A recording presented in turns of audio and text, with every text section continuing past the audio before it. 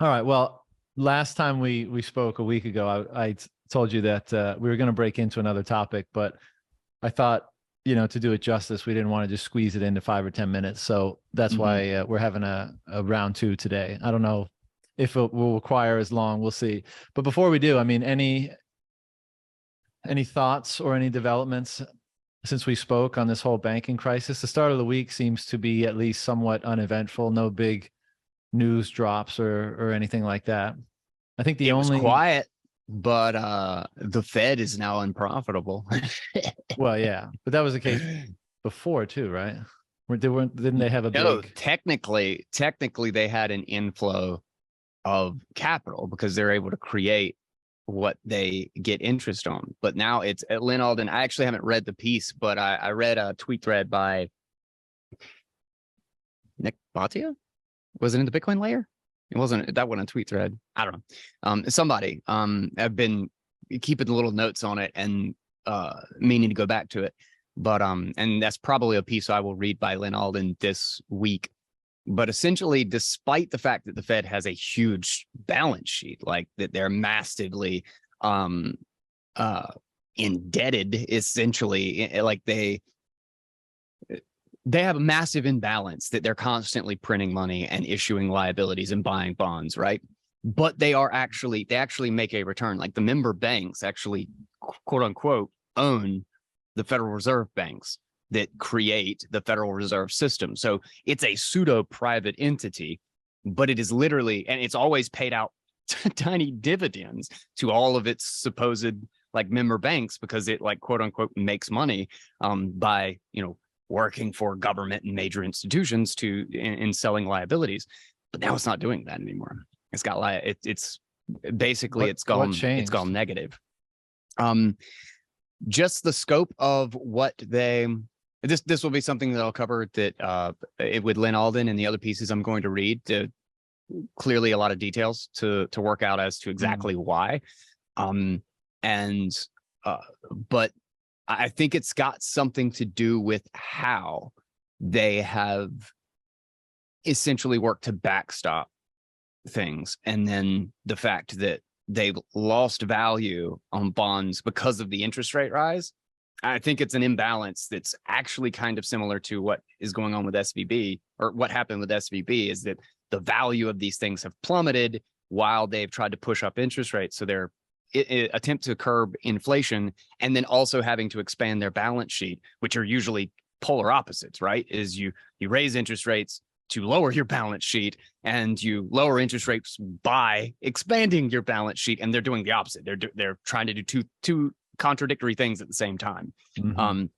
And that somewhere in that play, I'm not exactly sure what the price conflict is actually causing the thing. That's why I want to get into it on the show and like really kind of explore it. But somehow in the mix, they've caused themselves a massive problem. And despite the fact that they could print money and print liabilities, they are unprofitable as a banking institution, which is a little bit crazy to think about. Correct. But yeah, and that just like kind of quietly happened. But one of the things that I saw, and my interpretation of it, was that the Fed opened up swap lines to ECB, Bank of Japan, and other central banks to basically give them access to dollars, because all those banks and all over the world are having the same issue that SVB had. Basically, they own a shit ton of treasuries. They're way underwater on them now, and that's a massive loss, especially if they need to sell for liquidity reasons or whatever. And so, and those banks would be totally screwed because they wouldn't have access to US dollars. And so the Fed opens these swap lines to these central banks. The central banks trickle it down to the market banks, let's say. And, it's fixed in that way. And also, I believe, we discussed this last time, but all the international banks that are holding treasuries on their balance sheet, they can now access those swap lines at par value of what they bought those treasuries for. Which again, like it just bears repeating how insane that is, because I mean, because we've had many conversations over the years about like, well, is not a scenario of like the Fed and the Treasury and the government being between a rock and a hard place developing. In one hand, you have hyperinflation. The other hand, you have, a huge amount of debt, and crippling deflation or austerity or whatever. And like, which way do you go? How do you resolve this? And then, most people are like, well, it's not resolvable. It's just kick the can down the road, and hopefully it's somebody else's problem.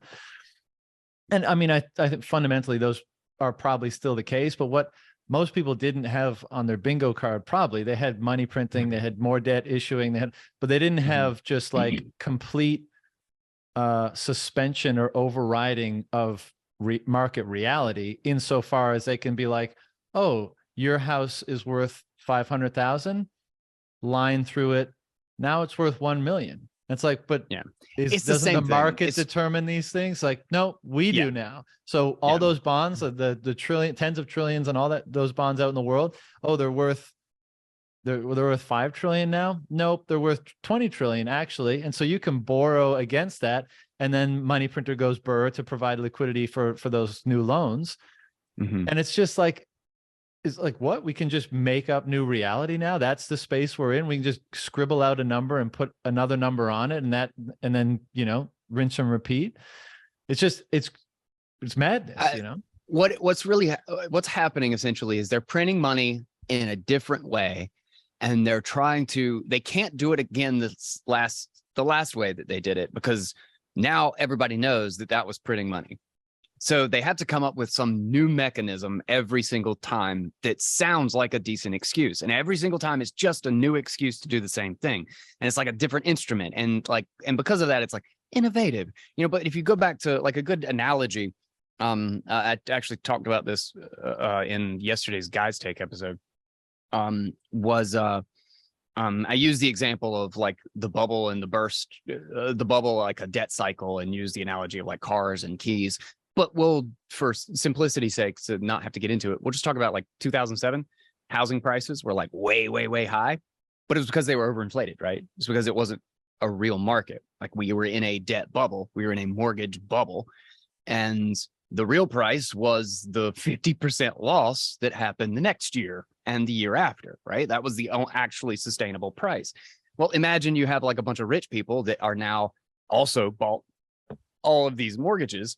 And because the government said that, like, it was the government mortgages, like they're like, let's say they're government houses, and like these are really important people that are very, very rich.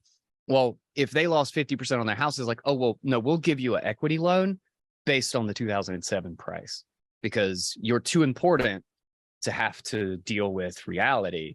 And what they've actually done is they've just propped up the false pricing that made everybody poor, and just kept the rich they've basically socialized and guaranteed the return for the rich people who made a terrible investment decision. And when the people were supposed to get paid back for that, essentially, that everybody who was having to deal with a higher housing prices that were pushing them out of, literally making people homeless. Well, now they've just guaranteed that, and just said, fuck everybody else. We have to deal with the banks and the important people, and we have to make sure that they always get the money that they think that they are owed for making bad decisions, but believing that they were good decisions. Their belief overrides reality. Yeah, exactly. And so do you think this is kind of the capitulation moment where, money printer goes burr again? Because as you say, that's effectively, it is. That's what's happening. Yeah. But they're still in an environment where rates are high, and probably gonna, maybe even we see another small increase. When is it? This week? Yeah, 25 basis points. I think it's this week, supposedly, or we suspect it's 25 basis points, because it's not a market. That's what I mean. Powell wakes up on the wrong side of the bed. But it's just, as you say, it's like usually they're in tandem, right? And now they're opposing in some way. Is that just for the optics of it? Because burr is happening. I think it's because they don't know what to do. They have no idea what to do. So you think it's a shit show? It's a shit show either way. You think the people at the Fed are ignorant about? I mean, come on, like, I don't think it's ignorance so much as what's the better option? What option do they have? And they look they're just getting pressures from every different direction. It's like, do we please the corrupt people who keep me in power? Do we please the public that is going to demonize the absolute living crap out of me? Do we please the politicians that are going to spin a lie to get more power out of this and take more control over what the Federal Reserve is doing? Like, is it going to be Powell's centralized power that we're subject to, or is it going to be the dumbass politicians' centralized power? I mean, like, it's just a game of who can, like, government is a giant PR firm. That's all it is. They can do whatever they want as long as they're the best at PR, is spinning bullshit to keep their power, to keep their power looking legitimate. How do they make sure that they look like the good guy, and then they can do whatever the hell they want? So it's peak perception over reality. The entire political apparatus is, and they are playing a perception game. Powell wants to look like we're fighting inflation, and maybe they have a actual functional purpose at the underneath it. They want to have like technical control too, and there's a LIBOR and so forth debacle going on behind the scenes, and they're trying to play that game at the same time they're trying to play a polar opposite game that requires them to make a different decision. But the problem is that this cascades out of control so quickly because you're increasing the balance sheet at higher interest rates. Like, it exacerbates each one whilst potentially trying to subdue one problem, makes the opposite problem orders of magnitude worse. Because if you have to continue to issue debt and you have to continue to issue government bonds at a higher interest rate, when interest payments on government debt have greatly outsized are just taken over the entire deficit and like a huge portion of the government revenue, and then you have to do this again. You have to reissue this debt at higher interest rate, which means they have more money coming out, which means you have to expand the balance sheet even faster just to keep like you're having to print money while forcing yourself to print more money in order to have the mechanism to shrink the debt supply, which is going to shrink the money supply. Like, I mean, it's a disaster of conflicting contradictory courses of action. And I think it's just they have no option. Every path is a bad path because we've made a huge problem. We've built an enormous castle out of sand and sticks and straw and bullshit, and it's going to come down. It's just a question of which way does it fall and who gets to keep what they've got off this corrupt system when the collapse happens. Who gets to bail? Who gets to be bailed out? Who gets to take their crap out of the castle before it collapses? And that's a mess. It's an absolute mess. I don't think there is any. I think we're just looking at consensus on what the hell to do and who is in charge and who's making the plays just fall apart. And I just think there's no path forward. And like we were saying last time, I don't know. I mean, because you said a few moments ago, like the investments that these banks have to make in the treasuries and that kind of stuff as being potentially a bad investment or one that wasn't properly managed in terms of risk or whatever. But if you're a so-called systemically important bank, or now if you're even that definition is more broad, but certainly if you're like one of the major banks, I mean, can you just imagine what it's like to be them? It's like, we can take all the risk we want. We can buy, sure, we'll buy whatever you want us to buy, because they know, I mean, this is the moral hazard that was basically born in 2008, but they know that they're in the clear no matter what. They're too big to fail, literally.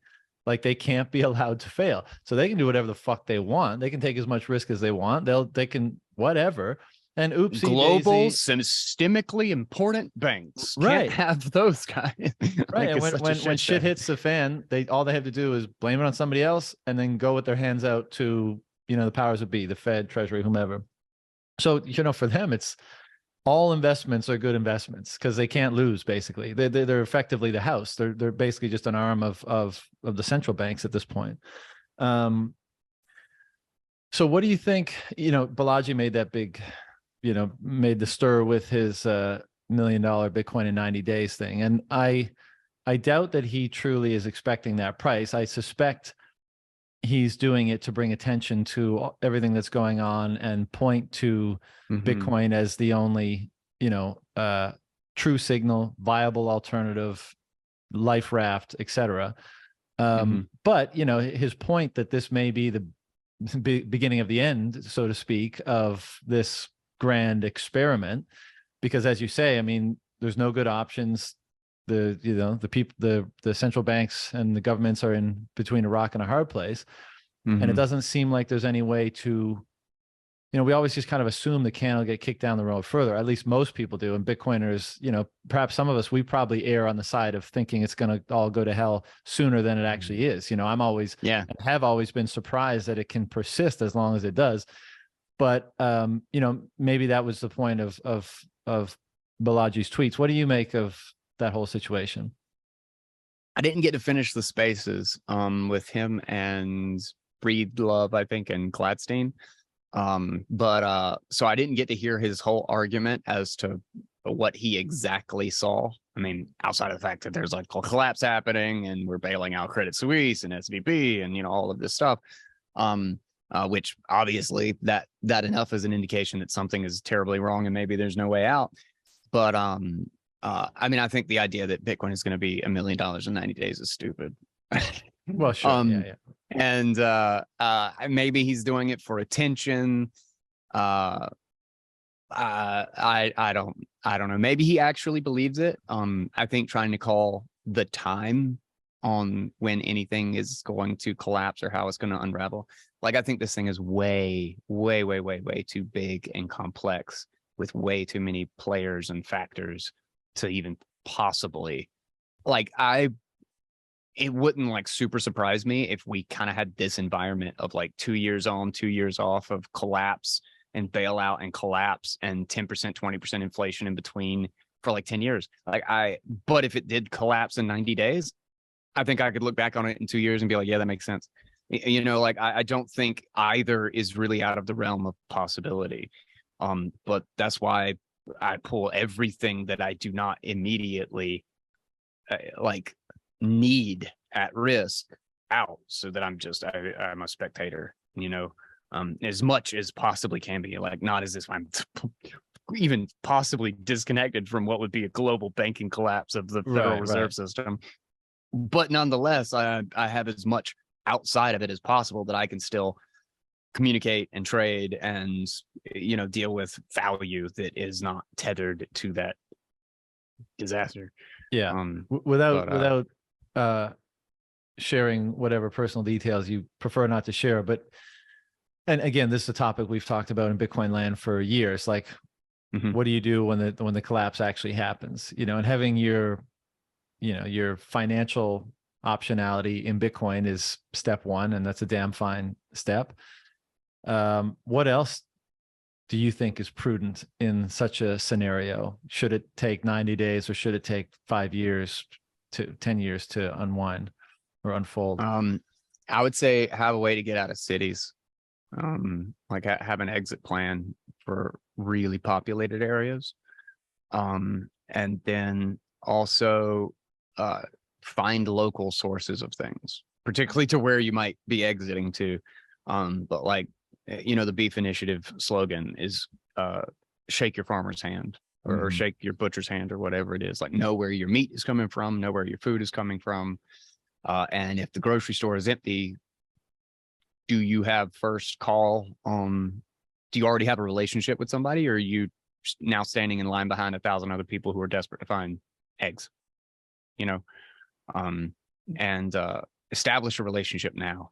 Like, I know that's uncomfortable. I know that's like out of people's normal purview. And it's like, oh God, this new, like all the things that I have to worry about and crap that I have to deal with from day to day. And now I have like a whole new list of things. It's, well, you're going to have double that list of things if you wait until you need them, you know? And so, yeah, in that context, I would find local sources of, and also like one thing I'm trying to do now, which I don't know how soon I'll be able to invest toward this direction, just because look in my basement, I've got a lot of things on my plate. But I'm trying to figure out how to produce a little bit of energy that's not dependent on the grid. Right. Because I expect we will have rolling blackouts. If there is hyperinflation or a financial crisis, people will not be able to pay bills. People, trade for fuel and energy sources will shut down. The ability to communicate, like, I mean, think about like what would happen if the price of electricity, the price of sourcing the electricity versus the price to the consumer got out of whack by 50% for 24 hours. Power goes out. So like margins are small. If your margin is eaten by the currency and you don't even have time to figure out what the correction is, you got a big problem.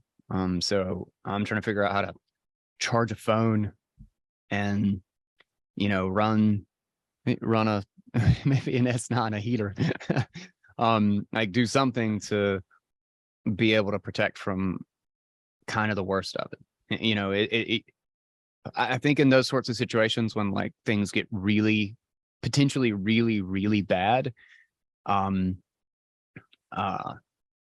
separating just 10% of your dependence, 15% of your reliance on some other infrastructure or somebody else's production of energy or somebody else's production of food or whatever it is, goes a long way to covering the gaps. It's a whole lot different than, you know, having to eat a certain type of food that you just wouldn't normally do for 2 days before supply comes back in versus not having any food at all for those 2 days. You know, like if I had to eat tomatoes for 2 days because that was the only thing I had growing, that would be different than not having food until the grocery store got restocked.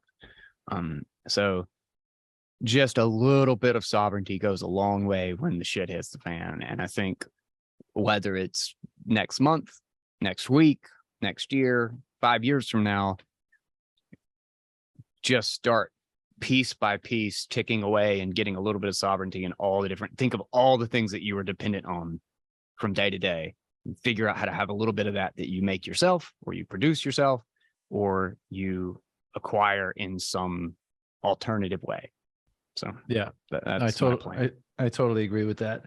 You know, and I bought in 2017, I bought like 6 months worth of dried food, that whole thing, 6 months worth of dried food for 4 people, I think. And it's with my parents now, not with me, which is, you know, probably for the best. Yeah.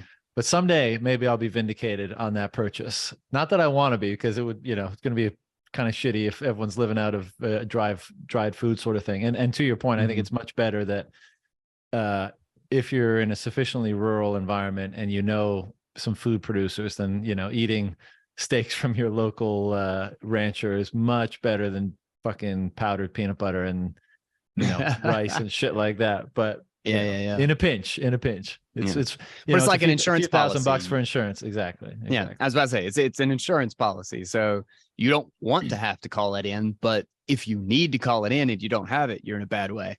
Yeah. You know? Maybe the last thing on the whole banking stuff, but last time we spoke about the potential, you know, tension or competition between Fed and ECB, you know, the Eurodollar market thing. Does opening up these swap lines contradict that, you know, that narrative, or how does that change that sort of dynamic in your mind? I genuinely don't know. I do not know how that alters the. I still don't have a strong enough foundation to know how some new factor would play into that fight. And it's still something that I'm just trying to consume as much as I can around the topic to get a sense of it, because there's a lot of conflicting ideas. Like some people think that that's a nonsense theory, and some people are like straight up sold on it, you know? So a new element being brought into that, I do not know. Isn't it interesting that whole thing is kind of like just for a certain segment of people, i.e. big purchasers of US government debt, they can just magic wand and say, the rate hikes didn't happen for you.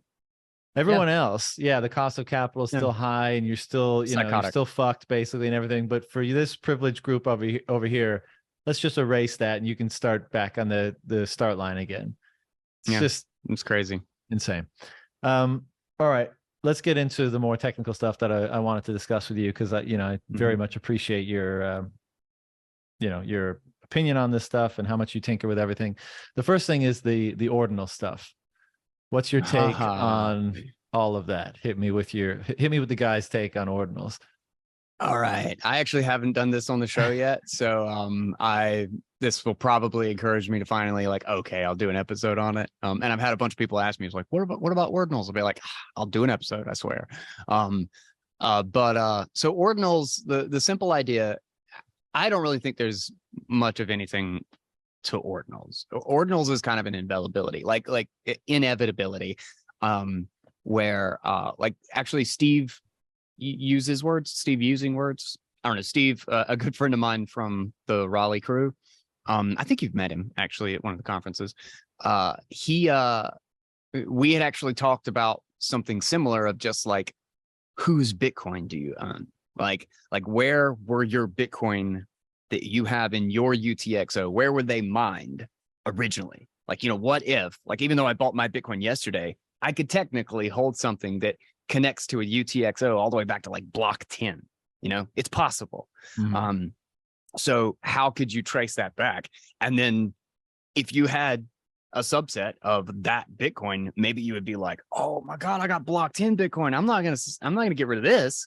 If I send some Bitcoin to somebody, I'll use my block 722,000 Bitcoin, not my block 10 Bitcoin.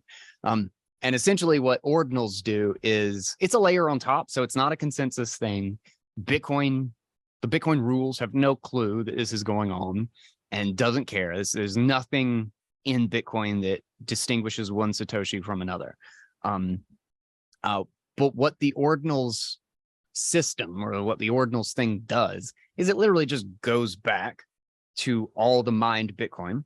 So like the Genesis block and the very first sat of the Genesis block, which comes in a 50 Bitcoin, so 5 billion sat block, so to speak, it just assigns the very first sat of that, which would be the first sat out. So if you spent one Satoshi from the 50 Bitcoin in the Genesis block, which you can't do technically, it's stuck there forever. But regardless, if you spent one Satoshi, that would be the 0 Satoshi. That would be the 0 ordinal. If you spent 2 Satoshis or 10 Satoshis, it would be the 0, 1, 2, 3, 4, 5, 6, 7, 8, 9, 10. And every Satoshi after that, for every Bitcoin that has been mined from bottom to top, is given a number.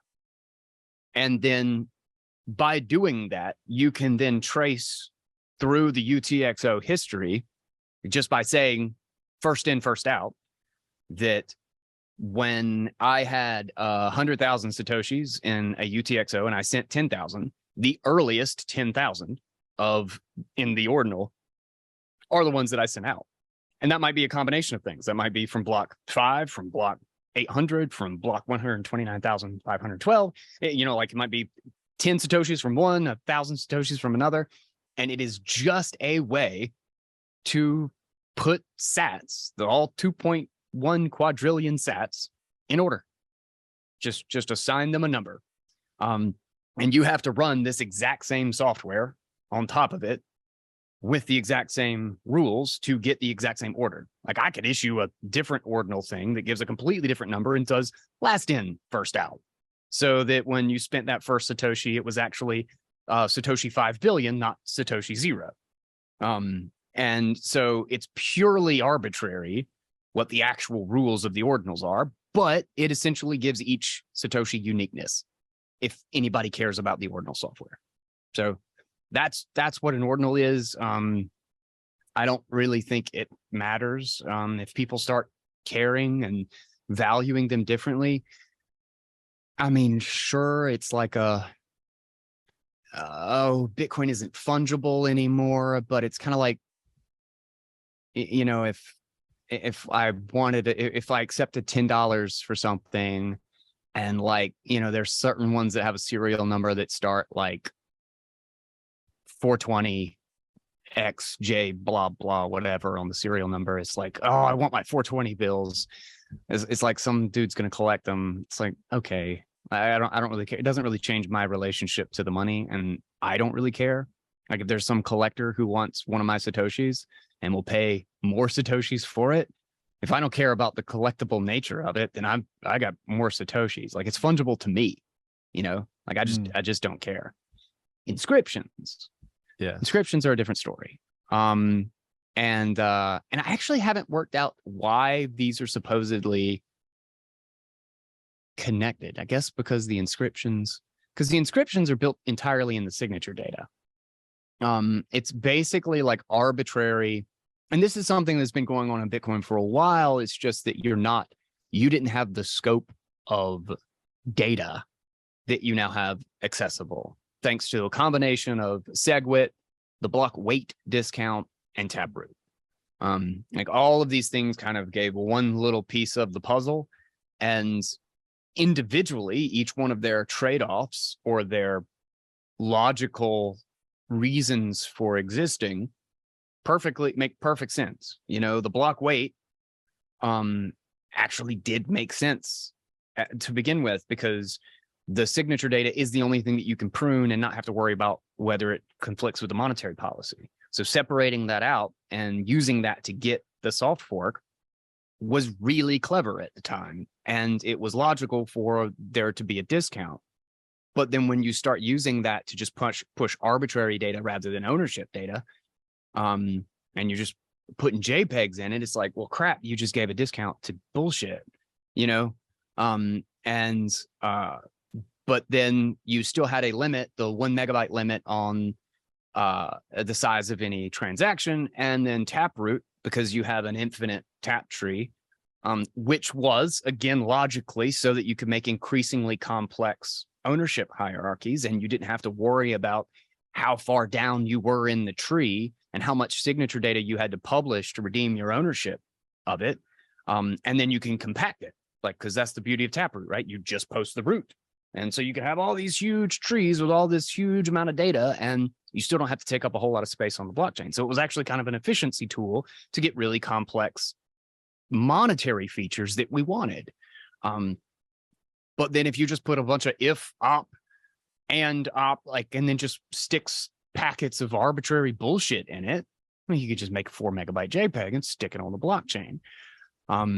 And so I'm partially disgusted that this has become a thing, because I think, like, people say that it's subjective and that, you know, like, what anybody wants to use the blockchain for is it's up to them. And there's merit to that argument. But there is objectively no comparison between the market for NFTs, which JC Crown, a good friend of mine, also in the Bitcoin meetup and in the Audionauts, said that I thought this was such a beautiful way to describe this. They're collectible stickers. The market for NFTs is the market for collectible stickers. There's a real market there. People, there are collectible stickers in the real world. But it has nothing, objectively, the money for market is always a billion orders of magnitude larger. NFTs are at best a fad. And when they are no longer a fad, they are baseball cards and collectible stickers at best. And which probably means they won't have a long-term lasting effect, which probably means they won't really be meaningful in like 3 to 4 years. And we'll look back on this as like, look at this stupid thing that we used to stick on the blockchain, and like, you know, a couple of them make it through every little bit of while, but nobody really cares, you know? That's what I'm hoping for. But objectively, the monetary value and the monetary use of Bitcoin is the use case. Like, there is no market that's larger than money. Money is the largest market possible because it is what enables the market. It's what makes a market able to exist. It is the most important thing, hands down, no questions asked. Anything else is a derivative of that at best.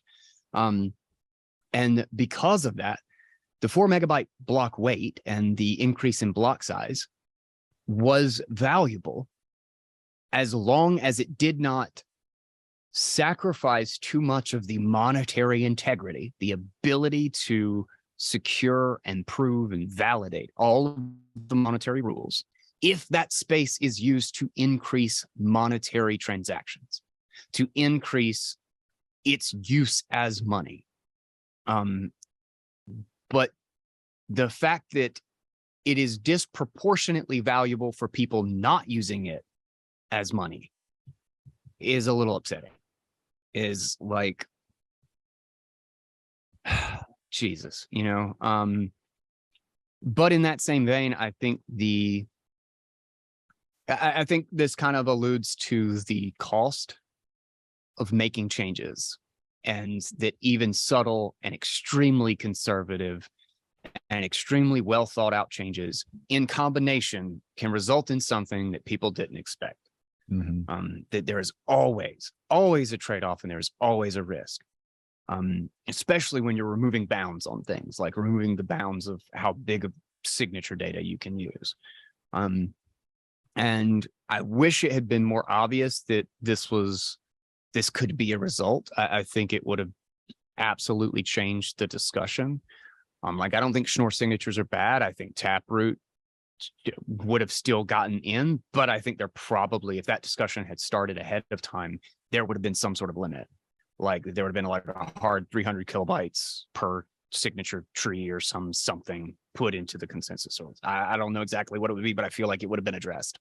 But that said, as much as I think there is a downside to having this become like a large portion of fee data and validation cost for people running nodes, I think the cost of trying to soft fork or correct it after it is already here is worse. Like trying to undo it doesn't come without risk either. Like, regardless of what the supposed benefit is, which means that we should take. I am in a position where I take this as a scar on forward planning, on forward looking, and with a mild negative externality. It's not like the end of the world or anything, but it would have been really better.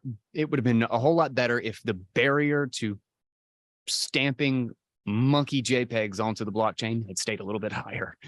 Because we always could have done it. Dick butt JPEGs. Dick butt JPEGs. Dick butt JPEGs.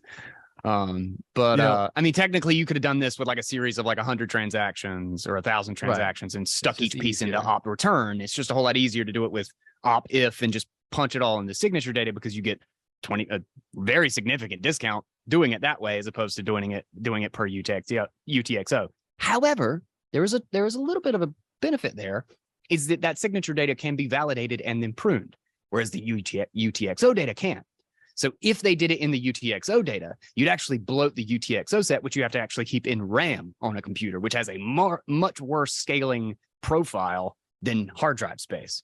Like, if I have to have like 80 gigs of RAM just to hold all the potential Bitcoin transactions that could happen in the next 10 minutes, that would be a big problem. If I have to have 2 terabytes or 3 terabytes worth of hard drive space in a couple of years, but I can still do it on 8 gigs of RAM or 16 gigs of RAM, that's different. That's what different. precludes that from happening? Is it a cost issue? Is it a complexity issue? The former, in the UTXO. It's that there's a 75% discount to do it in signature data. So, right, so it's the logic of the SegWit weight limit actually still applies. It would be worse if they were doing it with UTXO and op returns than if they did it with the signature data, because we can prune the signature data, and still have proof or validation ongoing of full security of the Bitcoin system.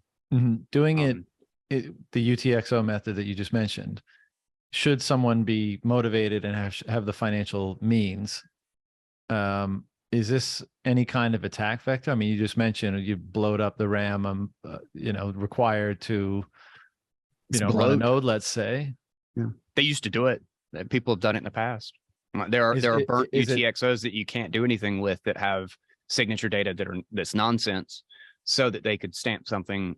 Could it be brought to a level that it would be, and it's like an empty UTXO, significantly disruptive to anything? Could it be done on a scale? I mean, theoretically, given the structure. Yeah, technically. Certainly it's just costly. And funny enough is, if a whole bunch of people are doing ordinals and fees go up, it gets more costly to run that attack. So, like I said, everything is a trade-off. Nothing's clear in one direction or another. The higher the fees are, And the bigger the mempool is, the dumber it is to try to submit that attack. But play it however, out like with a well capitalized attacker, this UTXO method. Like I want to take the Bitcoin network down. To what extent is this a viable method of interrupting anything, and to what degree is it interrupted? It could increase the data cost and bloat of running a node in a pretty big way. And there may be a way to do it where it's not identifiable, where it's very, very difficult for a client to, on the client side, to recognize a useless UTXO from a viable UTXO. And under the assumption that they figure out a way to hide it, it would almost necessarily be like trivial amounts, because the less trivial the amount, the more costly the attack. You know, like you could do it with $100,000 in fees if your UTXOs were empty, essentially, or they had 1 sat or they had 10 sat or something, right? Whereas if you did it with $1 billion or $10 billion, you could do it where every UTXO had $100 worth of value in it and they were all burnt, but you couldn't tell. And so basically the client would not have any way to know that they could prune those $100. But obviously it's an order of magnitude more expensive for the attack, because rather than paying fees, you're burning Bitcoin that are explicitly valuable to make it hard to distinguish that these are bullshit transactions. But yeah, I think spam of various sorts is always some sort of an attack vector of any open network of any kind. That's why it's so critical that the game theory and the economics line up, that spam is incredibly costly. But yeah, it could be as long as a well-capitalized adversary could keep it up and was willing to burn through a lot of value, a lot of real economic, irrecoverable economic value to do that. It could make it very, very difficult to, it can make me need twice the computer to run a node, and potentially put a lot of nodes out of sync, or make it harder to spin one up, you know, like where like initial block download takes like a day or two, like they could turn it into 4 days, 5 days. But that's essential. I mean, that's the whole argument for a small block size. Like that's the argument since the beginning, is an attacker could always make things harder for people. Like we're working in kind of an optimal situation where everybody's just kind of using it the way it ought to be used, and attackers are very small, relatively speaking, and they only ever, you know, the closest thing we've had to spam is Satoshi dice and JPEGs.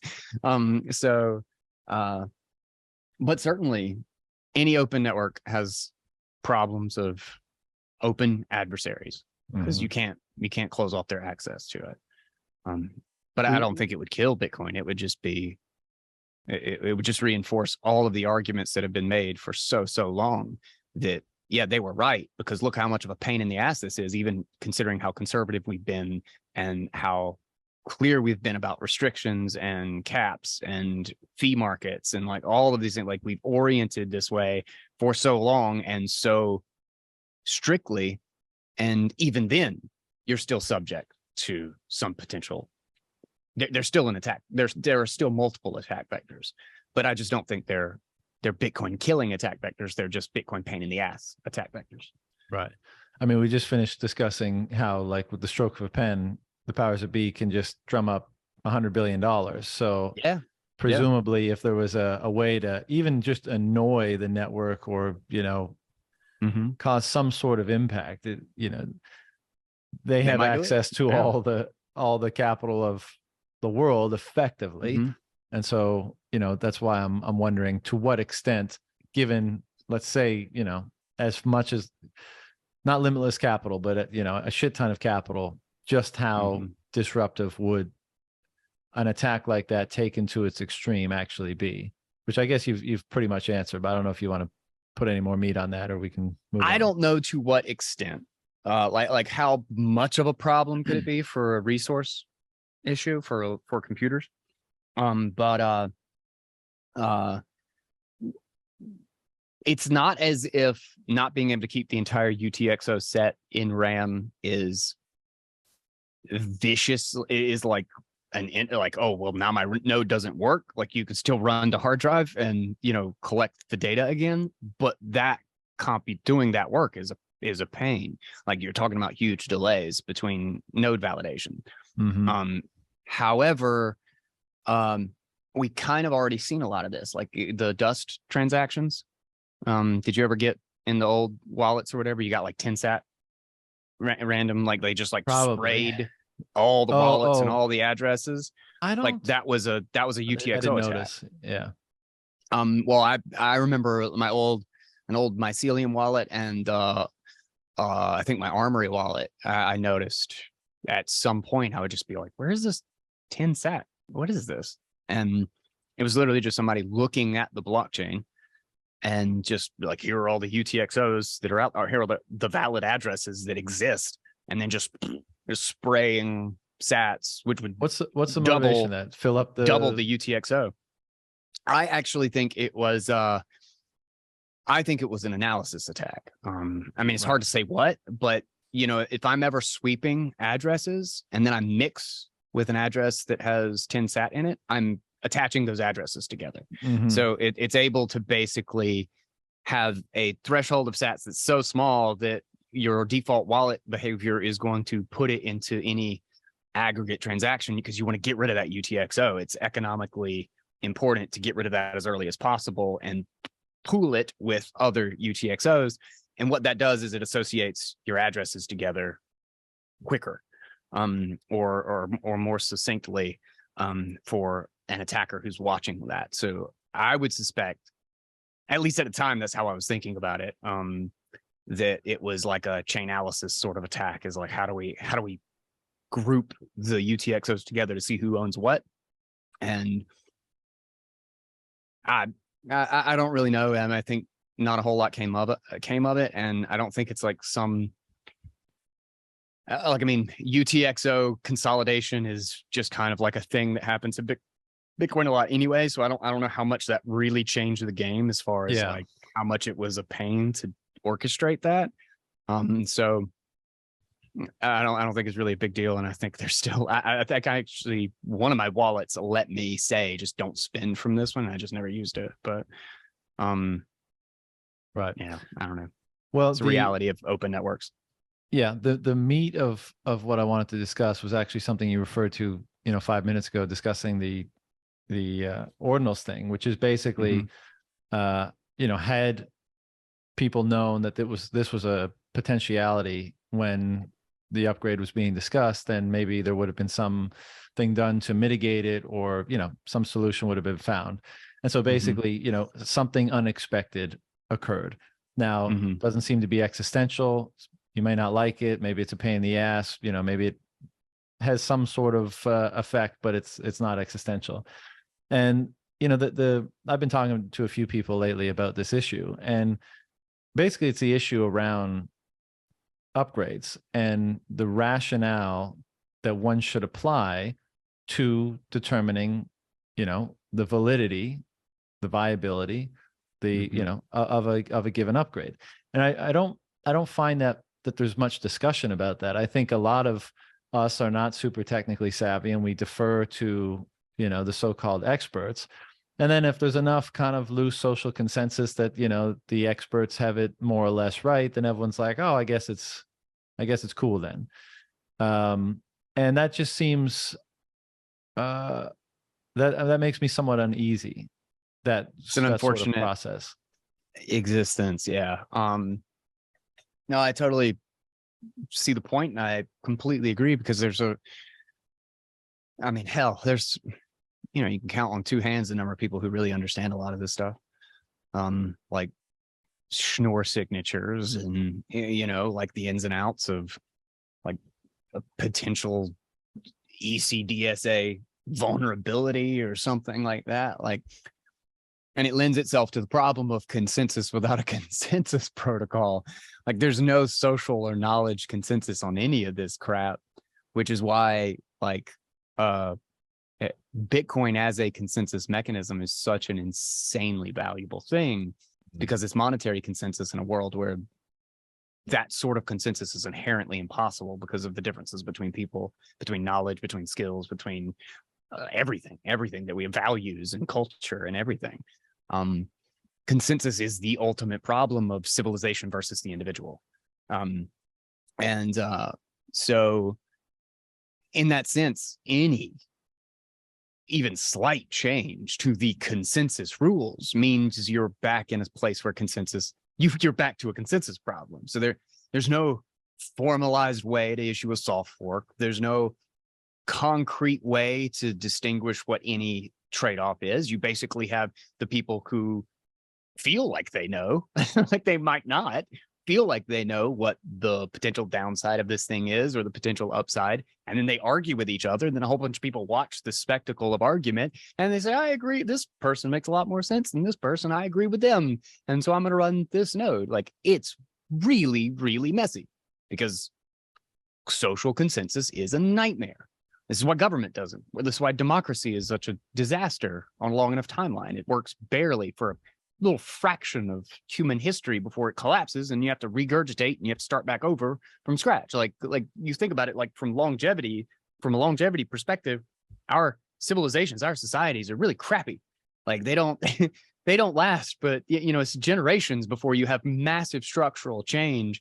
And democracy has, for all of its sacred cowness that you're not allowed to say there's negatives to it, has largely ended in horrible disasters and is pretty short-lived, especially from a monetary perspective. Like it's like 30 years before fiat is dead and you have to start over. Our monetary system has undergone foundational changes like 4 times. 3, 1, 2, 3, arguably 3, maybe 4 times in the last 130 years. 3 concretely. But you could say 2001 to 2009 zone in the Great Financial Crisis was a pretty serious structural change, but arguable. But yeah, there's no clean answer to any of that. Well, consensus is just messy. What's the concrete question, I guess? Yeah, my question is this. So you could characterize that whole process as a dialogue, discourse, debate, struggle to actually define what Bitcoin is or should be, because you're discussing changes to it that are going to change how it functions. And so you're saying, I think Bitcoin should be this. I think Bitcoin should be this. So that's one aspect of it. Like, what is Bitcoin and what are people expecting it to be? What would be its highest value proposition to civilization? All those kinds of things. That's one element of it.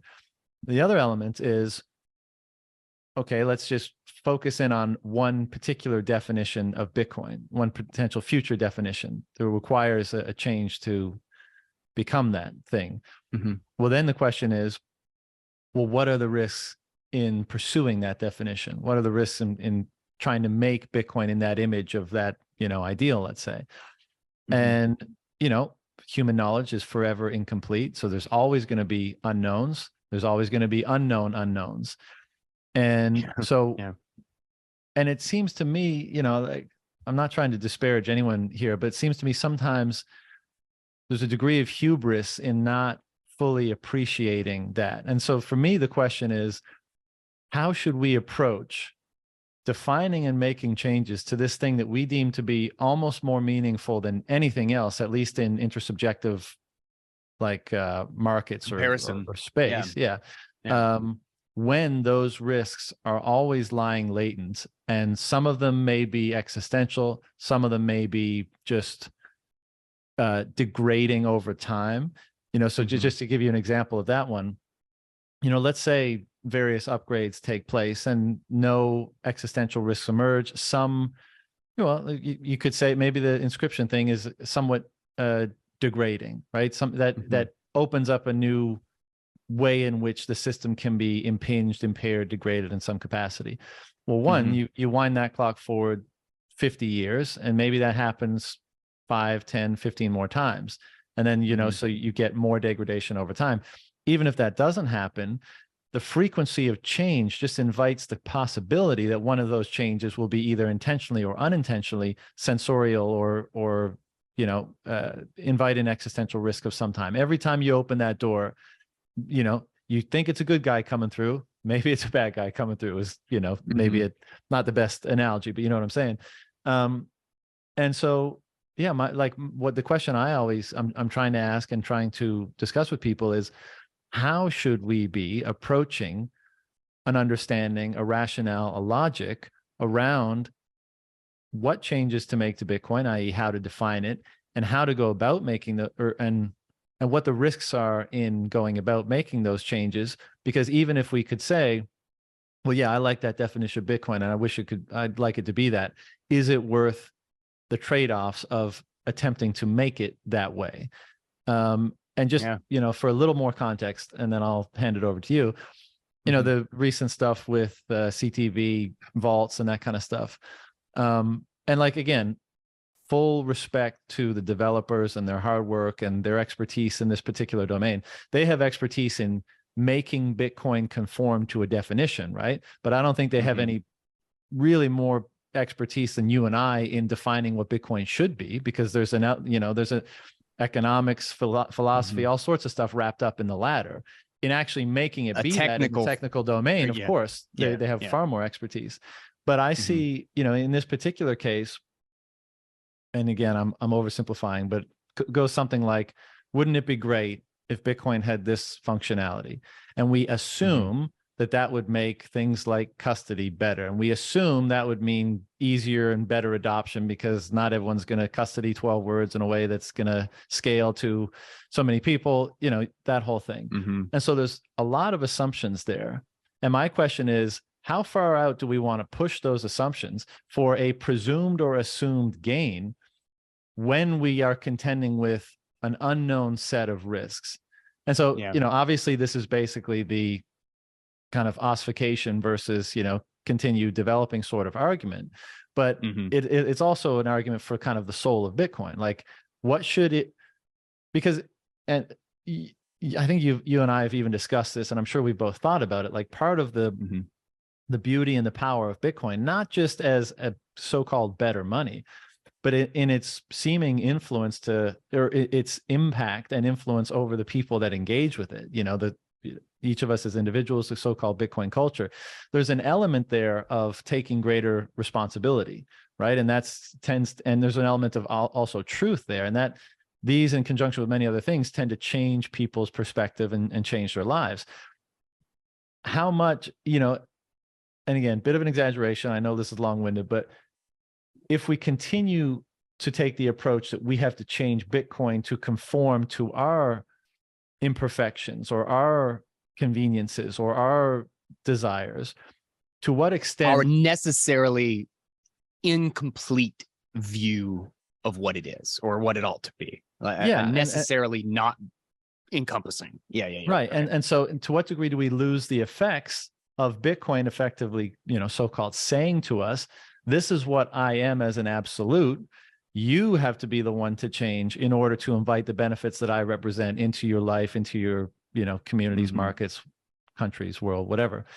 And so again, there's many issues there, and I'm sorry for the, kind of smashing them all together, but that's the conversation that I don't see happening very much. And that makes me uneasy, because I think it's an incredibly important conversation to have. And obviously it's complex, but it is effectively for the soul of Bitcoin, if we want to be dramatic about it. And so, I wanted to talk to you about all that stuff. Yeah. So there's a lot to unpack there. And a really good question, and like really critical to understand kind of our relationship to this thing. Because, there is no, like I said, there's no such thing as social consensus is ultimately the problem. And what I see as Bitcoin, like, I don't see something that's incapable of being changed. I don't see something that's incapable of being destroyed. I see something that is a consensus mechanism that is fundamentally an order of magnitude improvement over the speed with which we usually destroy things and our systems as humans.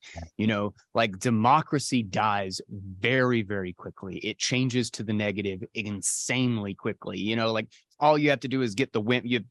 you spin up a little bit of hype about something and push some propaganda, and then you can fundamentally alter the rules of society, like kind of under everybody's nose, and people are too ignorant to even understand what's going on. And the defense against that change is almost impossible, you know, like for the average person. But the block size war showed that the defense for the individual is vastly greater than what we are coming from. But that doesn't mean it's immutable. That doesn't mean it's impossible. It's immutable in relationship to all of the immutable things in our lives, but it is not immutable to the, you know, immutable laws of the universe, right? Like it's a range, and it's somewhere in the middle.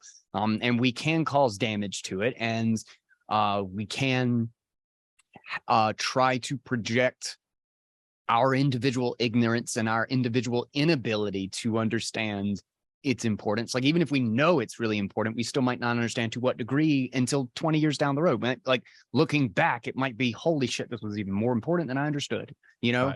Right. And that, you know, these what seemingly minor changes had huge outsized effects. But I think that's kind of like the butterfly effect of just society in general, you know?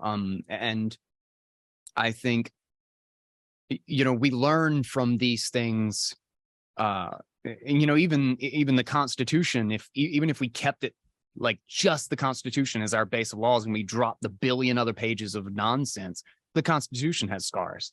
You know, they made mistakes and corrected things and changed amendments. Like, as slow as it is to change that, like, they just basically built a layer on top of it so that they could absolve it of any power whatsoever.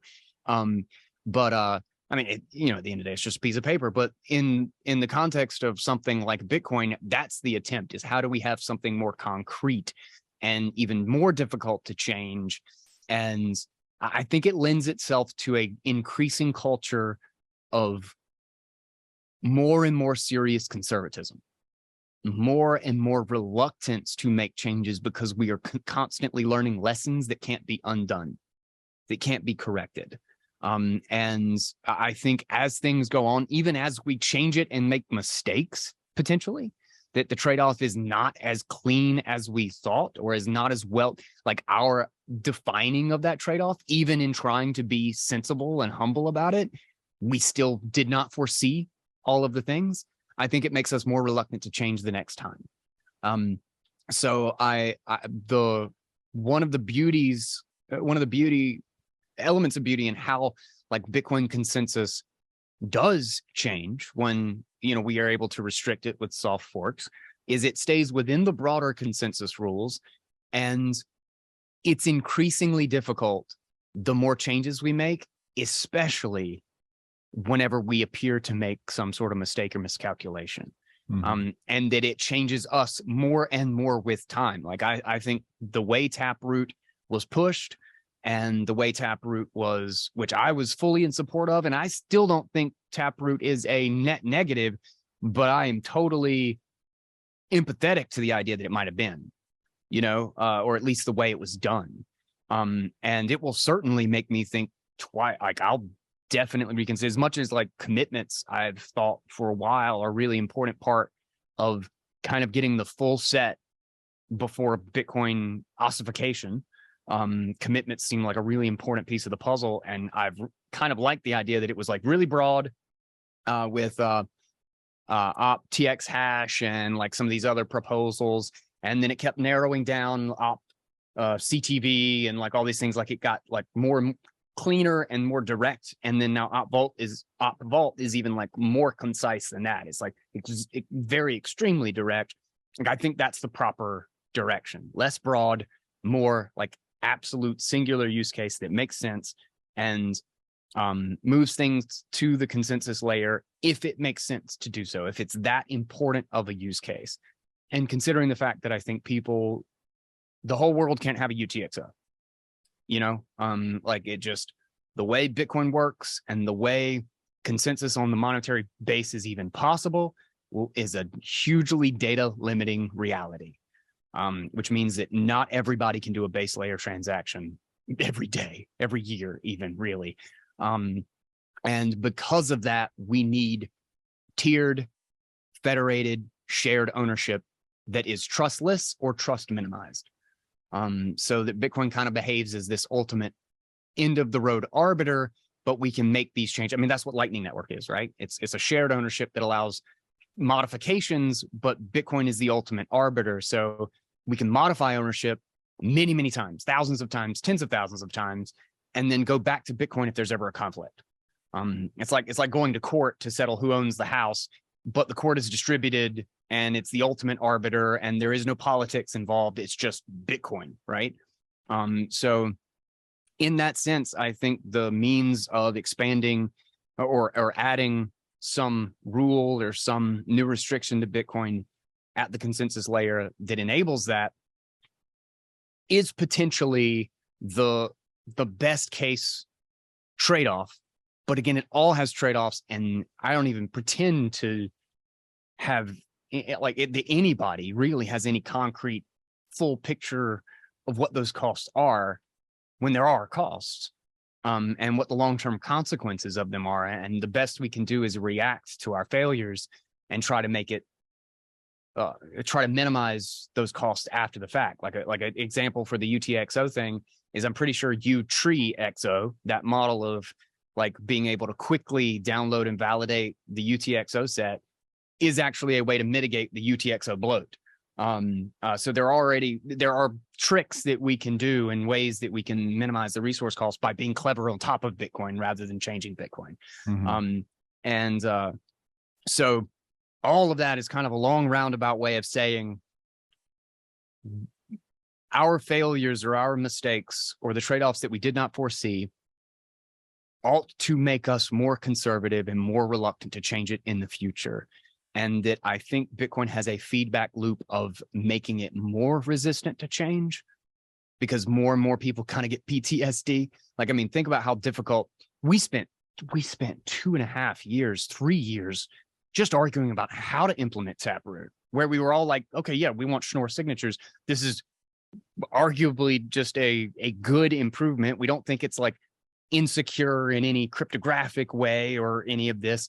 How do we do it? How do we just go about getting consensus on the fact that we have to change, that we want to change consensus? And then we viciously argued just about the mechanism that we would do it, whether or not it would take 2 years to validate, where we would do speedy trial. And it wasn't even about whether or not we do Taproot, which may have actually been the more important question, right?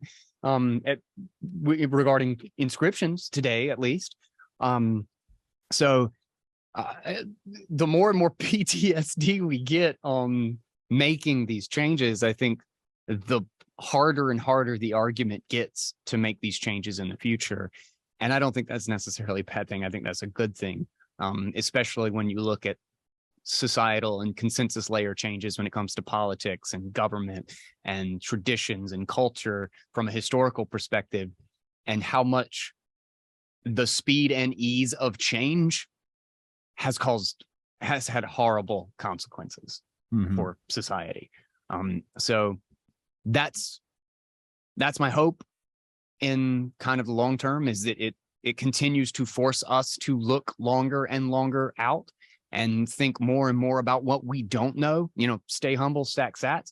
Bitcoin makes you humble. Like, it will humble you. And then when you think you knew something and, you know, you push a change, I mean, like, think about how humble, how embarrassing it must be for, what's the developer who had that really bad bug that would have been a consensus bug that opened up that attack vector that would have allowed inflation again.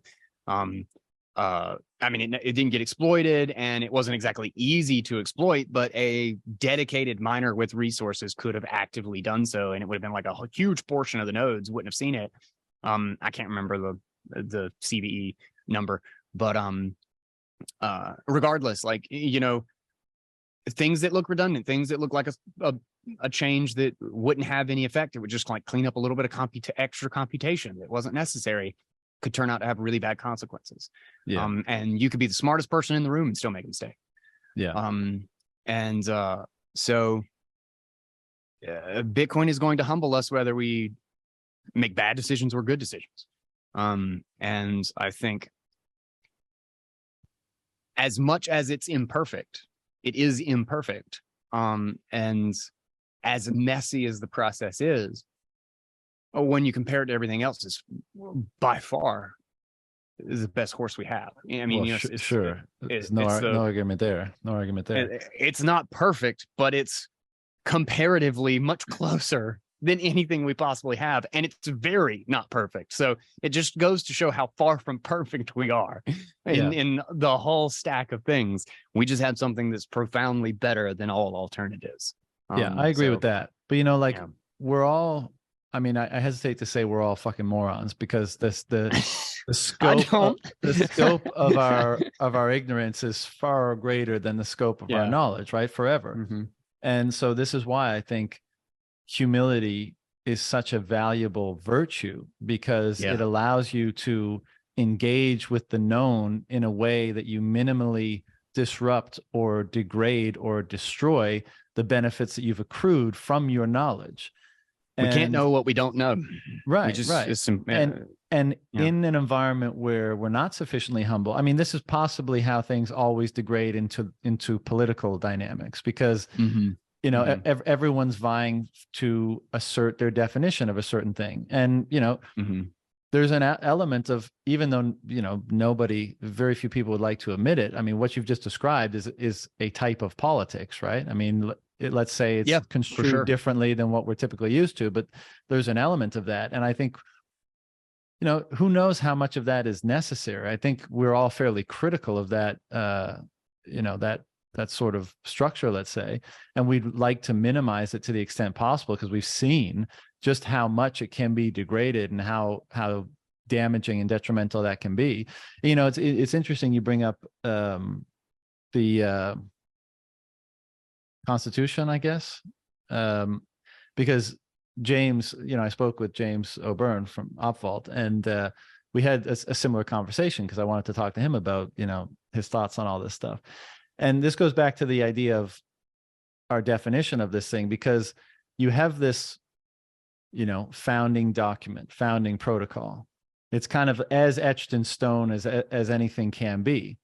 But then through the course of using it and implementing it to establish the type of order, the type of relations that you deem valuable and good and desirable, you recognize there's deficiencies. Oh, this wasn't thought of. Oh, the environment has changed and it needs to be some element needs tweaking. And it's in that case where people assess the spirit of the document and say, how do we extract the spirit and recodify something into explicitly to add to that document? And you see this in law generally, right? Like, how do you hear this term that people are, you try to interpret the spirit of the law, if not the letter, because the spirit is almost more true in a sense. There's something more fundamental about the spirit of the law versus the letter. So you can look at a poorly written law and say that will lead to an implementation of something that's counter to what was meant by those words. And that's the spirit behind it. And the same is true for how we look at Bitcoin. And, you know, again, a lot of people won't like this framing, particularly most likely the more technical people, but there is a valid question to ask here and say, well, what is the spirit of this thing? Because it's that understanding that will guide what we make explicit about its implementation. And there's a lot of disagreement, let's say, on what the spirit of this thing is, you know, what it should be. But again, I think it's an incredibly important question, because again, that will determine how valid you deem to be explicit implementations of that, or changes to that implementation to be. And one you know, current example with the Opvault stuff, and I take your point that it's best to like distill things down to as minimally complicated as they can be to derive the benefit from them. But I still look at a case like that, and I think, one, there's so many assumptions wrapped up in it. Oh, you know, like you said about not everyone can own a UTXO, and so this needs to be part of that solution. And, you know, custody isn't as good as it should be based on, I don't know whose opinions, but some people's.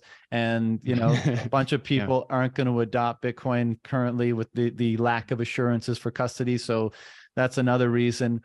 And I look at that and I think, one, a lot of assumptions there, none of which may be true. Two, to a point you referenced, how do we know that supra protocol level solutions won't be developed in the course of time on, and on any of those things? 3, is that not a reflection of our own impatience that we're looking and say, oh, not enough people own Bitcoin yet, not enough people have adopted Bitcoin yet? No, if only Bitcoin was different, they probably would have. That's a huge assumption, and I think an incorrect one. And 4, in considering all those things, it seems to me that the more, and considering that we have these unknown risks forever as part of our engagement with this thing, should we not wait until there's explicit and significant demand for a given change before we even discuss developing a solution for it? Because then, like, and of course, people tend to get hung up on this or use it as part of the argument. Obviously, in the realm of like fixes that need to be made to Bitcoin because there's a bug of some kind, we're not talking about that stuff, right? You're always going to need maintenance, of course.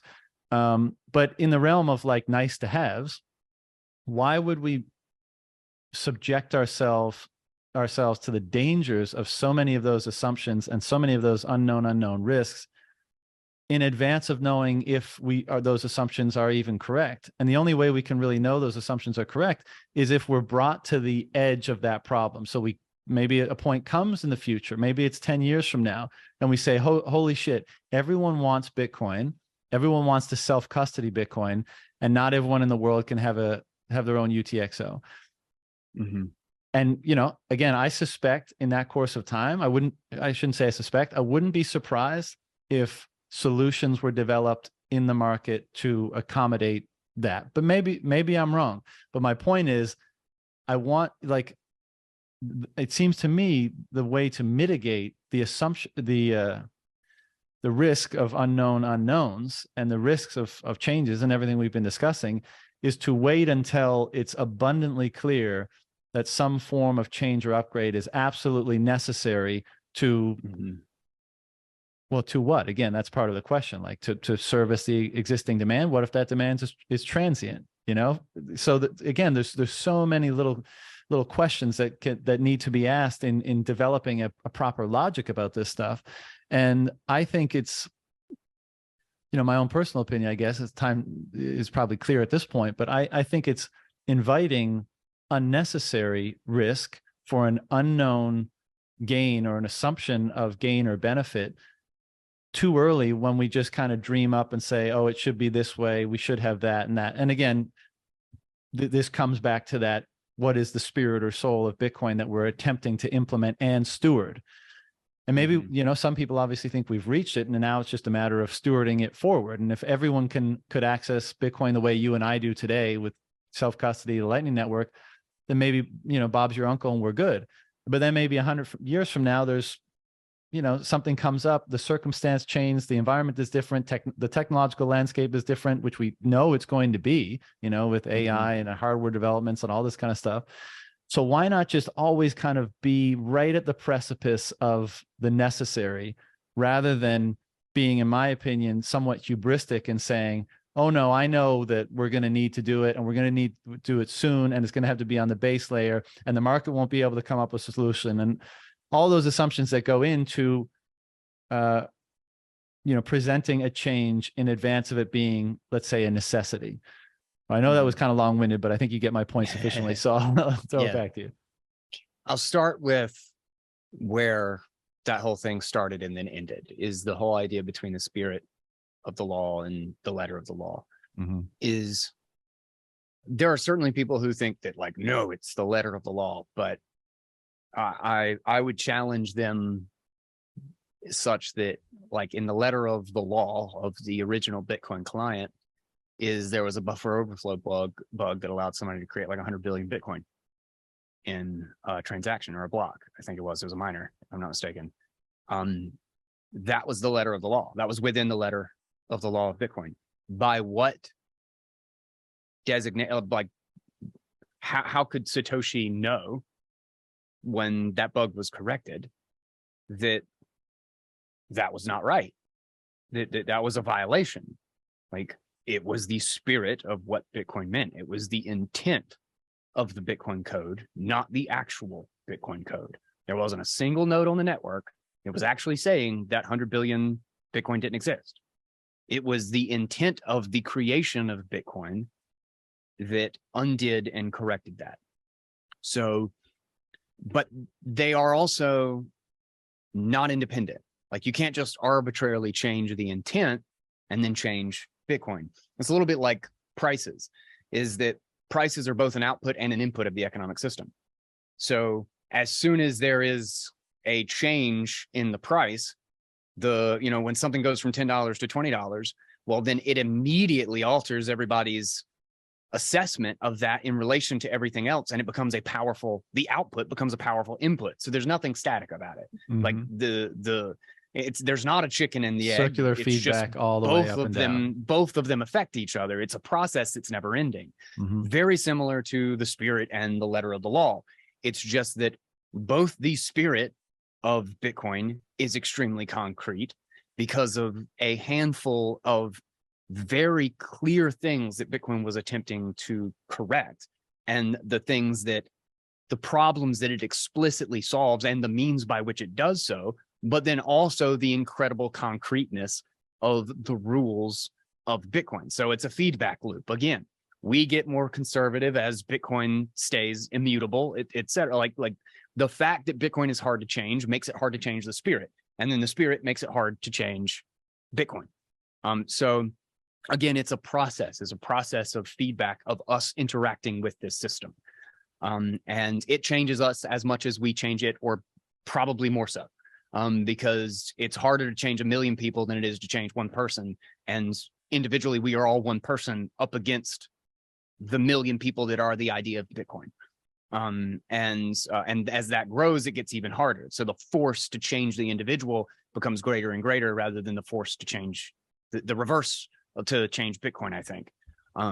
So in that sense, there is no real distinction between the two because they are each other in a way.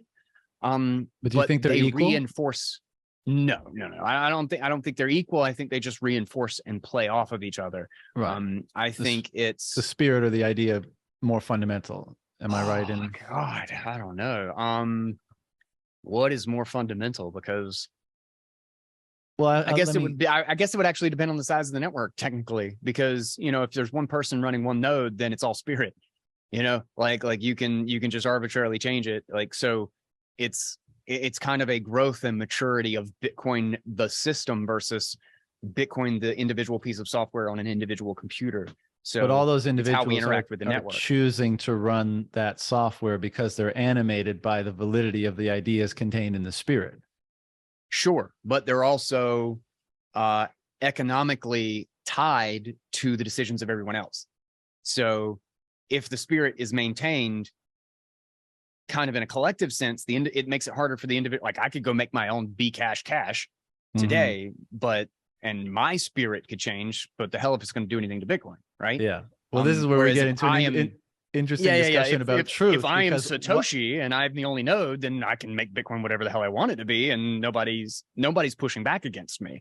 Right, but that's also, just to interrupt for a second, that's the brilliance of Satoshi in his epiphanies, revelation, however you want to call them, bringing together ideas, principles, values, a spirit collectively that has such a strong resonance with so many people. Like, these are the attributes that this system should erect and implement. The technical details to follow later, but these are the constituents of fairness, these are the ideals, of truth. Yeah, exactly. These are the ideals.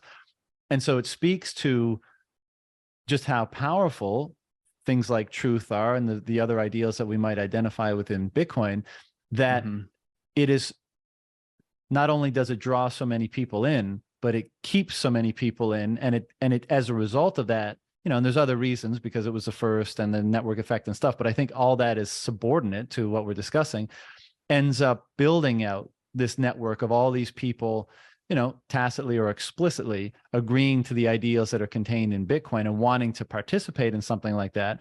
And then that generating, kind of that the benefit of that economically per individual and the strength of the network becomes manifest, becomes expressed as a result of those things. And again, if we want to go back to the example of the Constitution, there's a very similar thing going on there. You know, the founding fathers, when they brought together their own ideals, and then you can ask, well, from where did they come? You know, where did their own ideas about these things come? Well, many of them were derived religiously from, you know, their religious backgrounds and the ideals contained in that system and that spirit. And again, I think this is also why a lot of these things ultimately track back to domains of the highest values or ideals, because that's what we pull down to imbue into so many of the things that we build in the manifest or intersubjective world. But simply to say that it's because of the strength of the ideals that they identified that they were able to articulate a document that had such force, because when people read it, they were like, yes, those ideals are true and good and beautiful and the things that, you know, more fundamental than anything else. And we want to associate with that. We want to participate in that.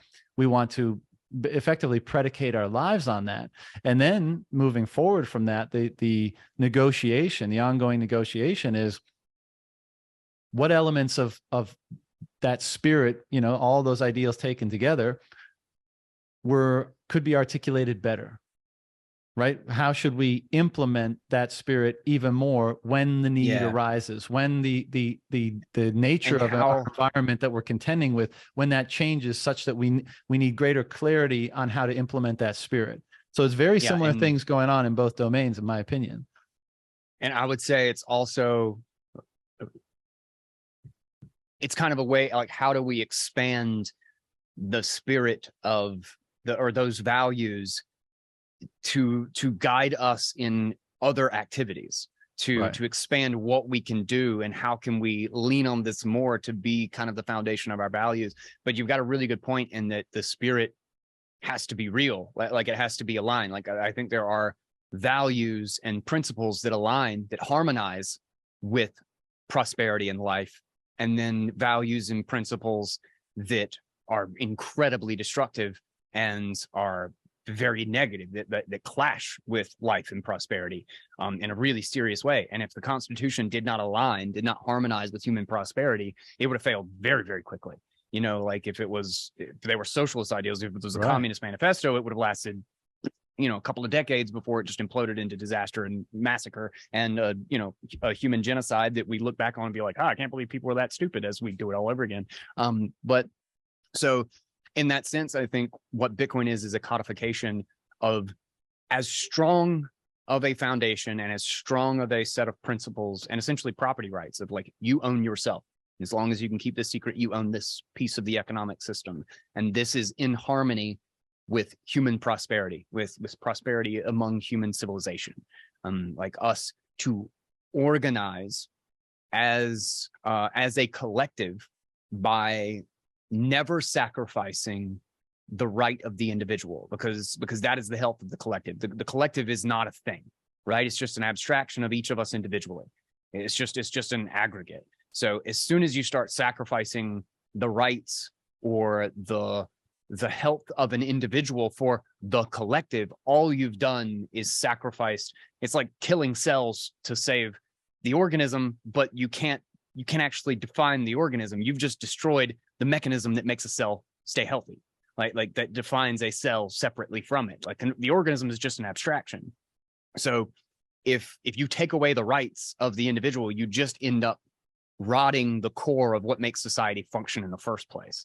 Because it's just individuals. It's just individuals. That's why what I said in Guys Take yesterday actually was the reason why I think the way out of this, way out of all of this mess, is for us to localize, is because there is no way to secure a community, like to make a community robust outside of making individuals robust against the community.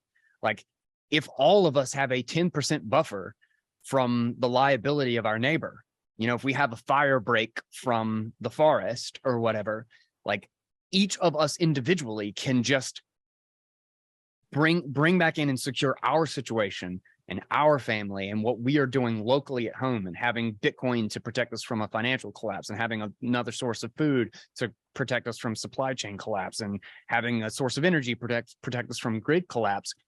That's what makes the food supply chain secure. That's what makes the collective grid secure. That's what saves all of us. It creates a healthy organism as, you know, collective humanity by securing all of the individuals.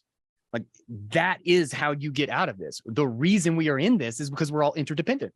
We're all deeply, deeply subject to the failures of our neighbor. If we protect ourselves from the failure of our neighbor, we protect the collective against the failure of any individual or institution in the mix. So it is the individual. It's why we all need to hyper localize, because that's how we save the system. It's how we save everybody, is save ourselves. And Bitcoin is kind of a manifestation of that alignment, of that harmonizing with that reality, because the more we deal in abstractions, the more we forget that that's the fundamental truth, and there is nothing else.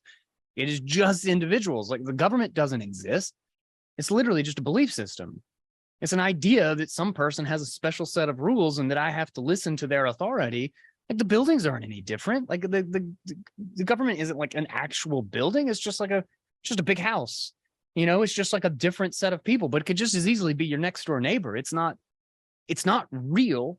It is literally a religion. It's just a belief system that there are certain people who can do things, and I'm not allowed to be mad at them. I'm not allowed to do anything.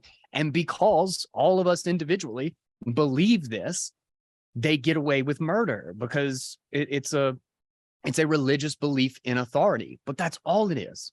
That's all it is. It's a belief. None of it actually exists. It's the same bricks that are in your neighbor's house. It's the same people that run your HOA. Nothing special. Nothing special except what we think of it, how we think of it, and how we relate to it. And ultimately, when nobody in your neighborhood is going to get up and stand in the way, when, you know, 20 people come with guns and say that you're going to be put in a cage or we're going to kill you, if they don't and you can't protect yourself from that, well, then that belief has real outcome. You know, like that belief means that certain people die and certain people get in cages, whether it's right or wrong. Anyway, and so, like, in that sense, Bitcoin is the codification of a set of principles and beliefs where 20 people can't get together and violate it. You know, like it's a structure and a feedback mechanism that allows us to individually create a collective defense. And obviously, again, going back to, like, it's all imperfect. It's all it feeds back on itself, and it changes us and we change it and all of this stuff. But I think there is something in that to use it as an information network, to use it as a monetary and economic network. It's like the Constitution with economic game theory and being able to run a node. You know, like it is an order of magnitude improvement over trying to instantiate the same ideas. But the question is, does that spirit align and harmonize with the reality of maintaining a society? And I think it absolutely does. And I think the fact that our current system doesn't is pretty self-evident in the fact that it's in the process of collapsing. Yeah. Well, I think in terms of how we've been discussing this in relation to upgrades, I guess, and you kind of touched on this before about the kind of the feedback between them. It's like, to what extent do the changes we make truly represent that generative spirit? Because, you know, what you're mentioning, all the stuff you're saying, I totally agree with, but it's a more profound point that most people, I think, tend to appreciate. You're using a word like harmonize, right? And basically what you're saying is like holding certain ideas or beliefs as truthful is more generative to cooperation, flourishing, development, innovation, prosperity, peace, lack of violence than others are. And you know, so it begs the question, well, what are you harmonizing with? Why is it that in this reality we find ourselves in, certain ideas are more productive toward broadly the good, if we can construe all those things I just said as being kind of fall under the umbrella of good, and helps one avoid, you know, the more hellish scenario? And again, this is why I think, you know, much of what religion says has a lot of validity, because they extend all these ideas as deeply as you can in the archetypal and metaphorical realm. And this is why I think Bitcoin ultimately becomes, or has become, so meaningful to so many people, because what we're basically asserting is that it's an instantiation of those ideas, beliefs, values, principles that are somehow, in a way that we don't understand, help us to most harmonize with both one another and the natural world or natural environment that we find ourselves in.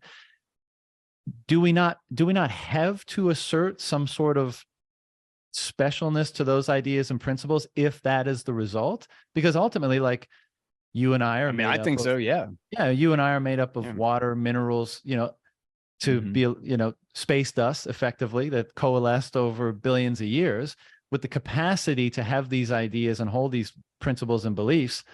And somehow, if we do so properly, we seem to harmonize best with what allows for flourishing, again, broadly speaking. And so this is why I think this is a deeply so-called religious issue. If we can remove the institutional baggage and just keep the ideas. Think about it from an individual's perspective. Yeah. It's deeply religious, because we're basically asserting that we're triangulating or zeroing in on holding and implementing a set of beliefs that are the most fundamental in terms of how our perception is constituted, and how our collective perceptions, when taken together, manifest in the world we experience, i.e. in culture, markets, life. What are the most fundamental principles that enable us to cooperate amongst one another rather than be in conflict? Yeah. And so it's how do we narrow that down to the most critical pieces, and how do we instantiate that into a system that defends and makes it insanely hard to change that, such that we are necessarily still going to be ignorant, and we might get like a little piece of something wrong, but how do we make it so that it's easy to correct while being very, very difficult to destroy, to get it wrong? And this is why so many people hold it as sacred, much as many people might not want to admit. But, if you look at our actions collectively as hardcore Bitcoiners, we hold it as sacred. And I think that's a big part of the reason why. And the risk or the trouble is, and again, we can look to religious narrative for guidance or wisdom at a minimum in this case, is how do we keep ourselves from allowing our arrogance, hubris, ego, aspirations, bias, all that kind of stuff, to moving away from the spirit of those principles that actually allowed, that allowed us to feel that sacredness in the first place and avail of its benefits. Kind of, how do we avoid building a Tower of Babel, as it were? And this is the crux of the question that I, wanted to bring to you today is, and by the way, I mean, I know I sound a little bit on the if it ain't broke, don't fix it sort of end of the spectrum. But I genuinely don't know. I don't know if what's currently being proposed is a dilution of the spirit of Bitcoin that we have found so well harmonized with both our own consciousness and something grander about the collective world and how we interface with reality. I don't know if that's the case, but I think that is the critical question. Is our intended implementations, changes to this system, bringing us closer in alignment to what we might call the spirit, all those ideals and principles taken together, a closer or a more vigorous harmonization, let's say, or away from it, or a lesser harmonization? And I think, I don't know, but I think that's the question.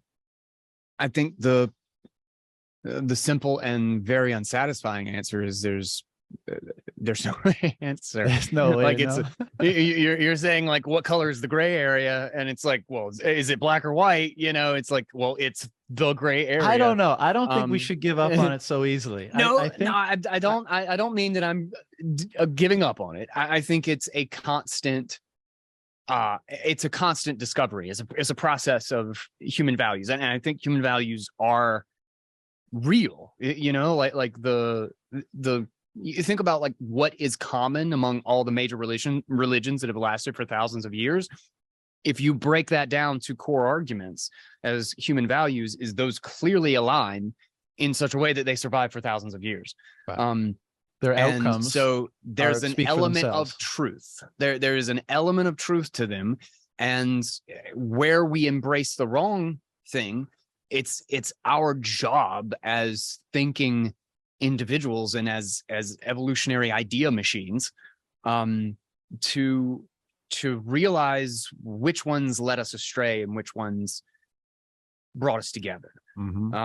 And so it's a never-ending battle. And I think we're kind of, it's something, what Bitcoin has done is it's created a new realm of a new plateau where we are in a different realm of trying to figure that problem out. We've made something concrete so that we're kind of another layer up.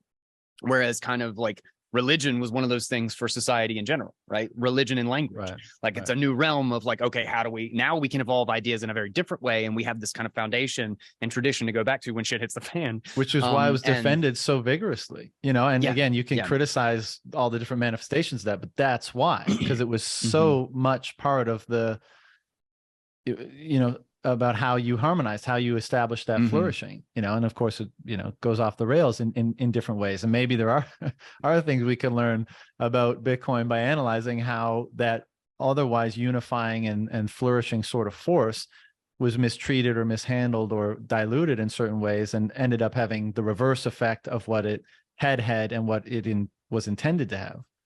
And I think it lends itself to the argument that it should be that the weight of evaluating things that really expand what you can do versus solely and explicitly constrict. Now, technically, all soft forks are all constrictions of the consensus rules, right? But the idea that the limit on transaction size, because we change the signature type, like with Taproot, and the signature tree could essentially be infinitely large. I think we should, any change to that, regardless of whether or not is a soft fork, should be much more viciously evaluated. Like I think our values around that idea of like really just like kind of open, like broadly expanding some of the things that you can do within some area might not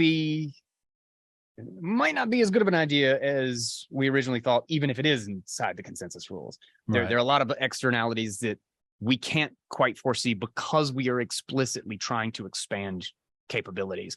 Whereas, and that's why I think it's good that we're narrowing down with something like OpVault, because OpVault is explicitly just an additional restriction. It's just like very concrete. And I think the more concrete it is, and the smaller the potential attack vector, and the more like they're just like 3 outcomes and you can assess them mathematically, you know,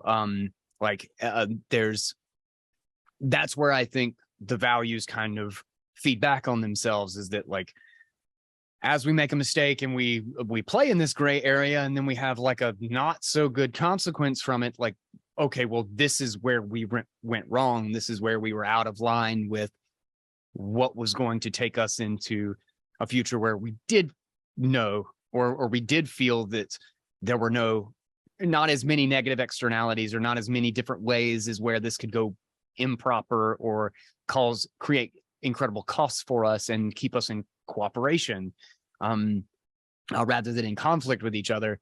Like that's the ultimate goal, right? Is how do we ubiquitize cooperation and make it the lowest barrier possible, where we increase the barrier to conflict, increase the barrier to challenging or not challenging, but to being at odds with each other. I mean, you even see that, like, it's so crazy, the level of cultural shift that happens is that like you used to, like, everybody used to be super guarded about it. Like I was listening to the episode with Joe Rogan and Bert Kreischer, what's his face? I can't remember. Brett, whatever. Bert, yeah. But they were just talking about like the old comedy space, is how like jealously guarded it was. And like, you didn't want other people to succeed. But then like you look at like when you actually align incentives, like Bitcoin, like if I have a Bitcoin business, it's really good for someone else building Bitcoin things to succeed because we're aligned. Like anybody that increases the value of the network of Bitcoin and makes the economy more productive, the deflationary value of that economic unit of Bitcoin benefits me. And in fact, there was what episode was this where I was listening to? I don't even remember what I was listening to. It was so good though. I loved this framing. Is somebody was explaining to a group of people like what Bitcoin is and why sound money is good and like all of these things. And someone asked them, it might've been Safedine or something, but somebody asked them, okay, so what's the downside? Like everything that you say here sounds great. You know, what's the great negative of Bitcoin? And they thought about it for a second and they said, the worst thing about Bitcoin is that you can't prevent the person you hate most from using and benefiting from it. And even worse is that their use of it benefits you. That it forces us to cooperate with the people that we literally could hate more than anyone else. It is genuinely money for enemies. And like that is that like fundamental cooperation over conflict mechanism of the network. And that changes those values. And when we're talking about like, we do not want to sacrifice that, because how much better is a world where our subjective differences painfully and angrily help each other, you know, as opposed to become some excuse for political conflict or war or forcing one person to pay for a thing over another. Like the preciousness of being able to solve that problem for society is paramount. Because we have a never-ending array of bullshit, stupid, petty reasons to dislike each other and hate each other and want to hurt each other. If we have a means to mitigate those things and to align where we would otherwise not be, it needs to be treated with the utmost careful hands, the utmost carefulness or conservativeness. 100%. I couldn't agree more. And hence my quest to develop a framework or perspective that is capable of making those types of assessments. Because again, this whole conversation has been kind of about elucidating, like, in what manner should we be thinking about this thing, what it is, and what we want it to be, and how to go about bringing the two of those things together. And there's a lot of questions wrapped up in actually both of those before you even attempt to bring them together. And that's, the genesis of this conversation.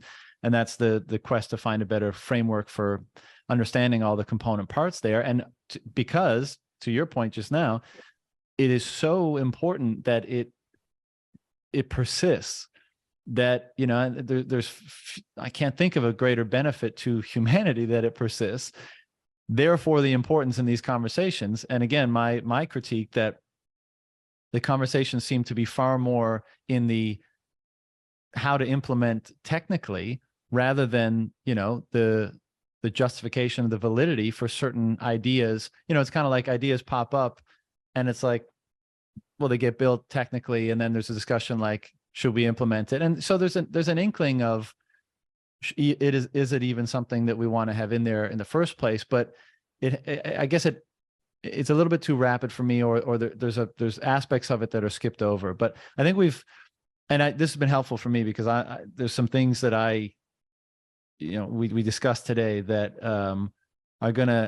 I need to chew on a bit to see how they influence how I define Bitcoin and how my own perspective on those sorts of things. But let's just, to bring it home. And again, I like James a lot. I consider him a friend. I'm not trying to, discredit his work or anything like that.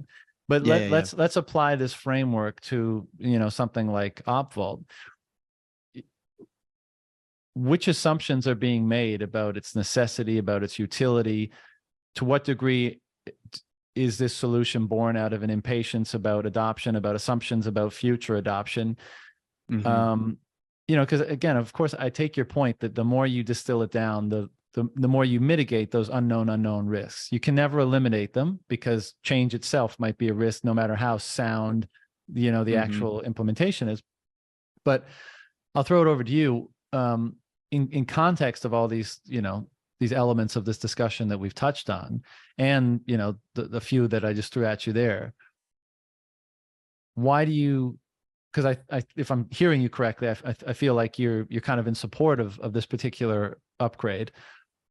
Why is that roughly the case? Conceptually, not necessarily implementation wise. Like I don't have the ability to properly assess the technicals of it at the moment, and the idea of any soft fork, like if it was already there, like I think it would be a great thing, but the implementation of it is the vulnerability, right? I think Rob Hamilton actually, what was his own, What Bitcoin Did, maybe. I'm going to have Rob on the show just because he showed me like the little mini script thing that he's working on, which is really cool. But I think he used the analogy of like the mothership has the alien mothership has the force field around it, and it's when the door opens that they're vulnerable, and like soft fork is kind of like opening up the door, right? Like it's that the very act of that is danger, or is dangerous, but because it's putting consensus in this gray area, where that's the ultimate mechanism itself. So in the context of Opvault, I am loosely in support because it's an ancient idea in Bitcoin. Like commitments, like this, it's one implementation that is trying to narrow down again and again. And there is you're right that, should we be changing something and if there's not a present problem, like we're not hitting like some critical issue right this moment. We don't have all of these people trying to use Opvault or using some alternative to it. It is very subpar and has like vulnerabilities that would need us to implement Opvault. But there is a degree of, some things that when the problem arises, there's no fixing it when it arises. Like the onset of the problem itself is kind of a, like that's kind of the that's why argument pain is the best teacher, issues, right? Like yeah. So there is, like, for instance, like Lightning. We built Lightning way before we needed it, and we had a soft fork to solve a potential problem of Lightning.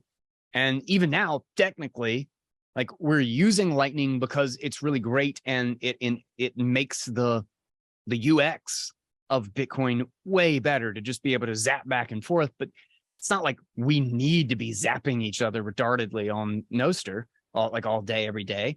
Like I could just be doing on-chain Bitcoin transactions and they're still mostly pretty cheap and they just work. But that doesn't mean that we shouldn't be thinking about the potential problem and that it's necessarily a bad thing to make changes anticipating it, even though we're not 100% sure that the problem will look exactly like we think it will look like. That's a valid point. I would say then you get into territory like, what is the? But that's where the scope of the benefit. Well, but it's also the scope of the benefit. Like for you to implement streaming money into the world is presumably a pretty big benefit. The capacity for something like that. And so that's where you have to. Are people really going to use Opvault the way we would suspect that they were going to use it? And is that use case? I mean, like, maybe custodians, like, and lawyers and insurance and estate planning people say they would use it or they would want this sort of mechanism. But really, are they? Like we don't legitimately know. But I think it's kind of a low-hanging fruit thing, is that commitments. If you you can look at Bitcoin's history and see the problem that Luke Dasher got hacked and there was nothing that Luke could do. There's few examples of that though. No, I mean, relatively speaking, I mean, you're not hearing sob stories on Twitter every day. Phishing attacks, perhaps, but whoops, I just kicked my thing. And I mean, I would say that's not entirely the case. Sorry, side note, what? I don't know if Luke has come out and said more about the details of what went on with him, but it should be, Yeah. it would be helpful because I don't think anyone really knows everything. I would really like a detailed postmortem. Yeah, That would be pretty great. Yeah. But and I think it'd be really healthy to go over that. But it seems like he went way too manual, and I mean, actually, I won't say anything about it because I don't really know the ins and outs of. I'm kind of making assumptions from what other people have said. So regardless, we'll go back to the other thing. But I don't think Luke is just the one piece of that. I think all the exchange hacks that I mean, like multiple every single year, like many people losing coins, like, I mean, I think it's like 30% or something like that of the known coins on the network right now are inaccessible. Like it's a ridiculous sum. I think we do have, it's like 4 million coins or something like that. Of course, obviously that estimate changes too, but I think backups of ownership and the idea of treating, because we now have this kind of hot wallet lightning ecosystem where we realize there are certain portions of our funds that we want accessible, we want incredibly fast, we want incredibly cheap on this payment network, and then we have this like hardcore cold storage, like doesn't move singular ownership. I think it makes sense to have a even harder core, like time locked, cascading ownership backup plan. Like I think it makes sense because Bitcoin's ultimate value is that ownership guarantee and that cold storage model. And it has gone so wrong because it is a single point of failure. You know, if you don't have your key, you're screwed.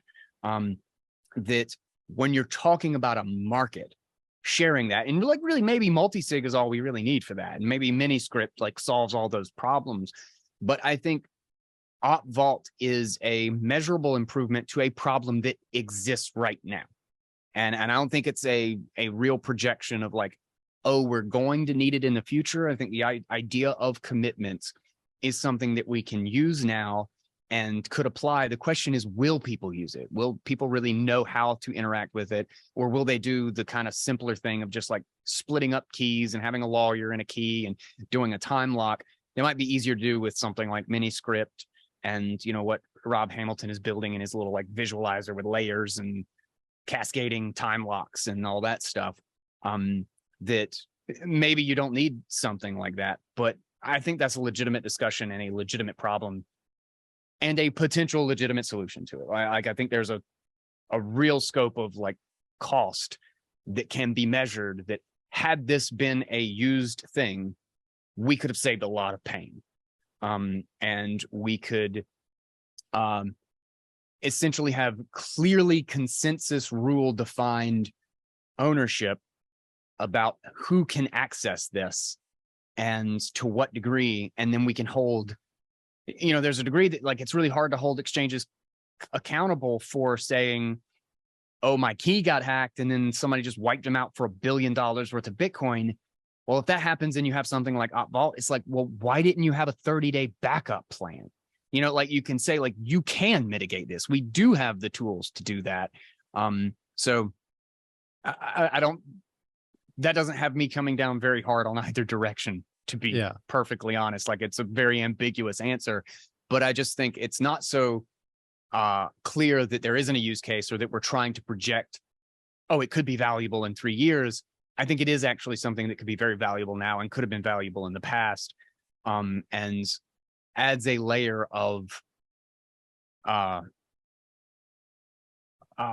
safety or a new layer of backup plan in the case of large, like really large funds. And when we're talking about governments and like major institutions and stuff getting into Bitcoin, is that's what you want. You want fail safes. You want backup plans. You want as complex of a setup, as simple and complex at the same time, so that you're mitigating the central point of failure, the risks of any individual party as much as possible.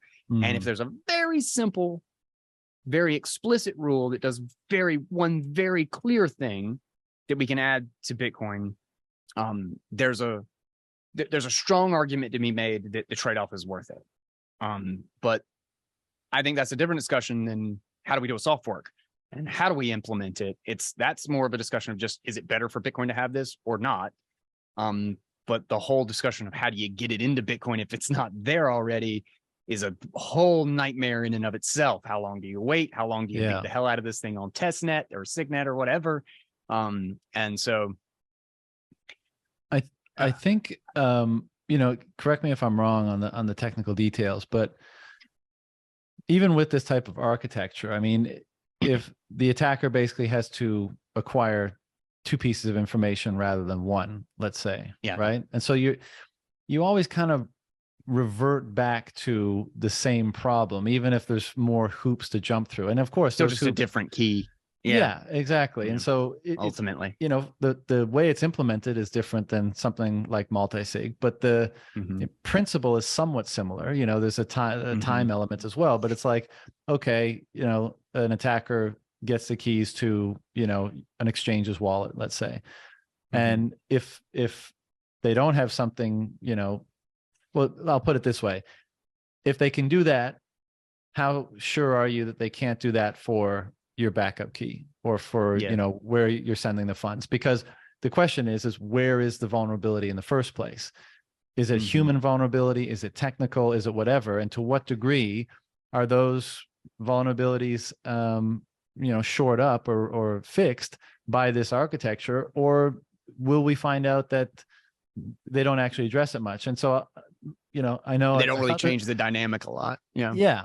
I thought this would be a short pod, but we're coming on 2.5 hours. And I don't want to let you go. Holy crap, are we? Oh my God, we are. Wow. So this is my, hopefully this is my last two comments, but of course I lost my train of thought now. But the first one is, I think that's why there should be a lot more discussion about the nature of the problem, the benefit that potentially is to be derived from it, even way before we get into implementation details and all that kind of stuff. But poking holes as much as we can in the logic of the problem, and to the extent we can. We always have to recognize we have that eternal ignorance, but like really flesh out the problem and see if it's worth moving to the next step in taking risk and opening that proverbial UFO hatch that you were referring to earlier. But I would also say that I think this is where the rub, like on this particular issue, this is maybe where emphasis should be placed as well, in that, we talk about the spirit of Bitcoin, right? And I think one of the ideals that are an aspect of that spirit is the exclusive access or ownership of a certain set of information. And that's the fundamental crux of the property right that Bitcoin provides, which we all talk about all the time as being so unique, because information can just be stored in your brain, right? And so the whole, as far as an individual is concerned, the whole value of Bitcoin is predicated on their exclusive, or at least their control over access of a certain set of information. Full stop. And that is deeply part of the spirit of Bitcoin. And so to me, as we're having this conversation, the question becomes, to what degree does any proposed solution improve that relationship between an individual and the information that is their relationship to Bitcoin? And obviously, one of the premises of something like Opvault is that it does improve it, because it gives you a bit of a gimme, right? It gives you a take back, like, oh, I fucked up, but I have a way of rectifying that fuck up, and there's a utility in that. But is it worthwhile, and is it the right way to address that issue, which is the exclusive access to a set of information, because that is your entire tether to the system, and that's entirely the value of the system to you. So, and I don't have an answer there, but I think that's another thing that I'll chew on after this conversation is how would we clarify and then find implementations, if necessary, of answering of that aspect of Bitcoin spirit, of the relationship between the information that makes the whole thing work, between an individual and the information that makes the whole thing work. Yeah, and I think there's one thing about Opvault, or actually I'm not sure how, I guess it's like kind of the idea of commitments in general is that like the way Lightning works is you share pre-signed transactions, so so you have to have constant interaction with each other, and you need a channel to communicate, to give information, sign information, give back information. Like there's a lot of handshaking doing like between the devices and the computers, which is one of the significant downsides in a sense, is that like there's a lot of orchestration that takes place. And obviously as many years as it took to kind of get Lightning to its current position is as you kind of see the costs of that complexity, right? There's a lot of difficulties in getting Lightning to work because of that, and always online, and you gotta have a node and all this stuff.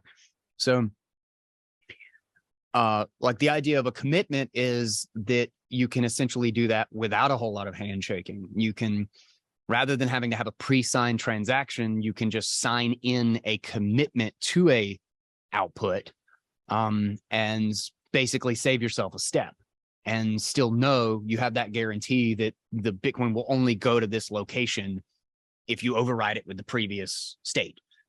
So, and it's like why like commitments help in like channel pools and a lot of these things, why it's been, OpCTV was talked about, like how you could have payment pools and all of these things, and how the orchestration of organizing those things together is actually a whole lot easier and a lot less complicated between like 20 parties, 50 parties than it is between like needing to have 50 parties that are all ready to sign like a big giant pool of Lightning channels.